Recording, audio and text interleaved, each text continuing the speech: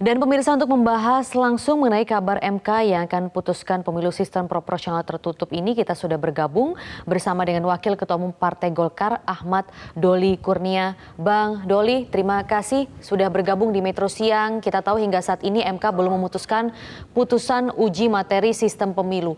Isu mengenai MK akan putuskan pemilu sistem proporsional tertutup pun semakin kencang. Nah, bagaimana pandangan Partai Golkar mengenai hal ini? Ya, kalau Partai Golkar sejak awal konsisten ya, begitu kita mendapatkan informasi ada 6 orang yang kemudian menyampaikan judicial review ke Mahkamah Konstitusi berkaitan dengan pasal 168 ayat 2 itu, kami kemudian melakukan konsolidasi bersama dengan 7 partai politik yang lain, dimulai dari pertemuan antar ketua fraksi di DPR. Dan kemudian bahkan ada pertemuan ketua umum 8 partai politik itu waktu di Dharma Wangsa. Dan sampai sekarang kami tetap konsisten untuk memperjuangkan agar Mahkamah Konstitusi memutuskan, konsisten memutuskan bahwa tidak akan ada perubahan terhadap sistem apapun di dalam pemilu 2024 itu. Kenapa? Yang pertama, sebetulnya materi ini sudah pernah diujikan juga pada tahun 2008 ya.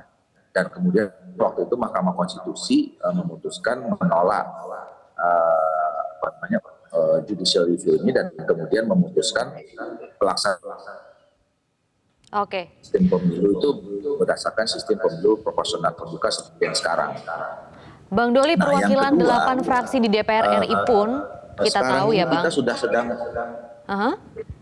Saya lanjutkan Bang, mungkin kita sampai di situ dulu. Karena kalau kita tahu perwakilan 8 fraksi DPR RI pun telah menyatakan, jika boleh dibilang sebenarnya juga terkesan sedikit mengancam ini, akan merevisi kewenangan MK melalui revisi Undang-Undang MK. Akankah ini dilakukan 8 fraksi DPR jika MK benar-benar memutuskan sistem pemilu tertutup? Saya kira perlu diklarifikasi, sebetulnya tidak ada ancam-mengancam ya.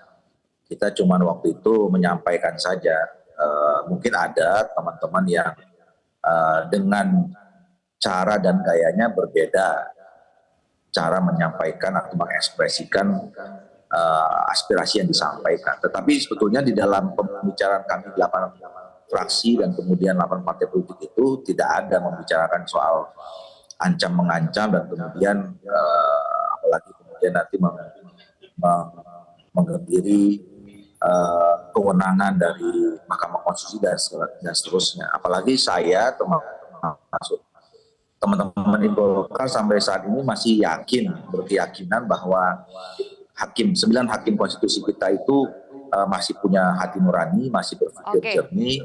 Tapi kalau memang akan seperti itu, apakah para anggota DPR ini akan merevisi, Bang? Jika nanti keputusannya tertutup. Ya, kalau revisi sekarang memang sedang berjalan. Ya, Undang-Undang MK itu sekarang sedang dibahas di Komisi 3 sudah dalam beberapa bulan ini. Jadi sebetulnya revisi itu sedang berjalan dan memang itu kewenangan dari pembuat undang-undang. Jadi bersama dengan pemerintah sepakat, DPR dan pemerintah sepakat untuk merevisi Undang-Undang Mahkamah Konstitusi. Bang Doli, juga kita tahu ada presiden yang berharga bahwa presiden ini pernah memveto putusan MK dalam konteks putusan MK terkait UU Cipta Kerja dengan menerbitkan Perpu. Nah, publik juga di sini menunggu apakah misalnya presiden menganggap kegentingan jika nantinya MK putuskan pemilu tertutup dan keluarkan Perpu. Kita ingin tahu bagaimana pendapat Partai Golkar dalam membaca sikap pemerintah atau presiden mengenai MK. Iya, saya kira situasinya berbeda ya antara undang-undang pemilu dengan undang-undang yang lain. Ya, apalagi sekarang ini kan undang-undang pemilu ini sekarang sedang berjalan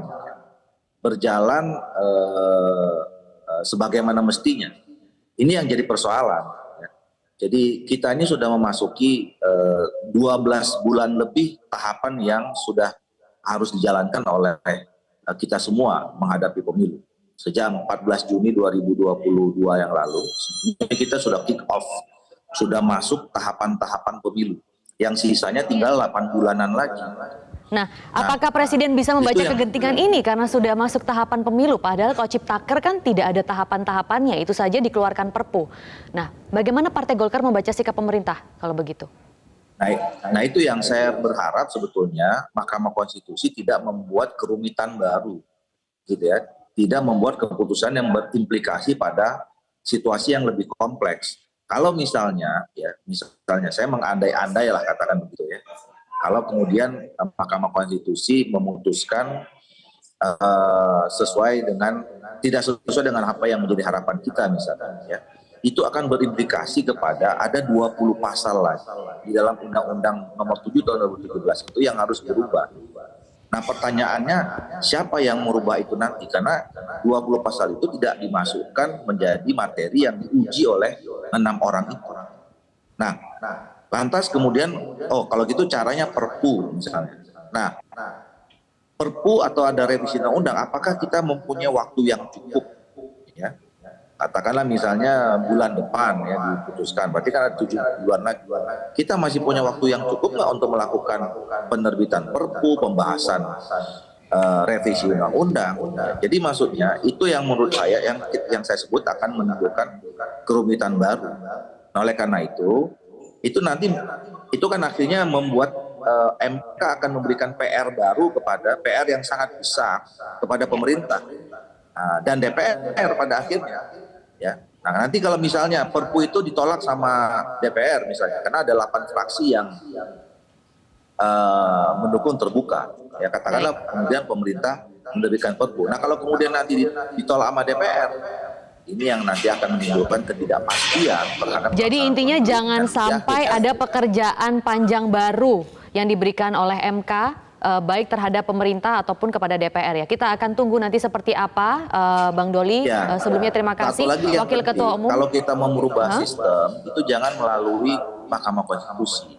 Ya kan, yang hanya 1-2 pasal saja. Jadi kalau kita mau menyempurnakan sistem, itu harus kita bahas undang-undang, kita sebut undang-undangnya melalui revisi undang-undang, dan itu adalah ranahnya DPR. Di DPR ya, legislatif. Baik, kita akan tunggu seperti apa. Wakil Ketua Umum Partai Golkar Ahmad Doli Kurnia, terima kasih sudah berbagi informasi di Metro Siang. Salam sehat, Bang.